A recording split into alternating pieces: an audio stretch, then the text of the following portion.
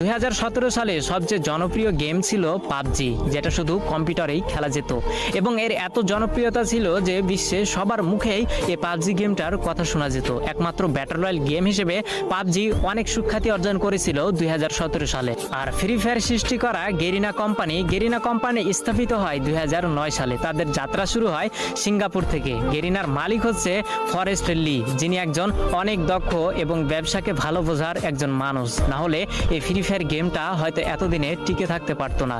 তো 2009 সাল থেকে গেরিনার যাত্রা শুরু হলেও তারা কোনোভাবে কোনো গেমে সাকসেস পেল না, সবকিছুতেই তারা ফেল হয়ে গেল। একের পর এক ভিডিও গেম রিলিজ করেও মানুষের মন জয় করতে পারছিল না। তো 2014, 15, 16 সালে গেরিনা বেশ কয়েকটি গেম মানুষের সামনে উপস্থাপন করে, কিন্তু এত পরিমাণ ভালোবাসা এবং এত পরিমাণ জনপ্রিয়তা পায়নি গেরিনা কোম্পানি ওই অন্য গেমগুলোতে। কিন্তু সবকিছুতেই একটা টার্নিং পয়েন্ট থাকে, যেটা 2017 সালে গেরিনা কোম্পানিকে তাদের মোড় ঘুরিয়ে দিয়েছিল। যেহেতু 2017 সালে শুধু পাবজি গেমটাই ব্যাটল রয়্যাল গেম ছিল এবং মানুষের মাঝে উৎপত্তি হয়েছিল একটা বিশেষ গেম হিসেবে, সেহেতু গেরিনা কোম্পানির মালিক ফরেস্ট লি ভাবলো কেন না মোবাইলের জন্য একটা ভালো গেম উপস্থাপন করা যাক বা মানুষের সামনে ছড়িয়ে ফেলা যাক, যার হাত ধরে কয়েকজন টিম নিয়ে এই গেমটাকে তৈরি করার কাজ শুরু করা হলো।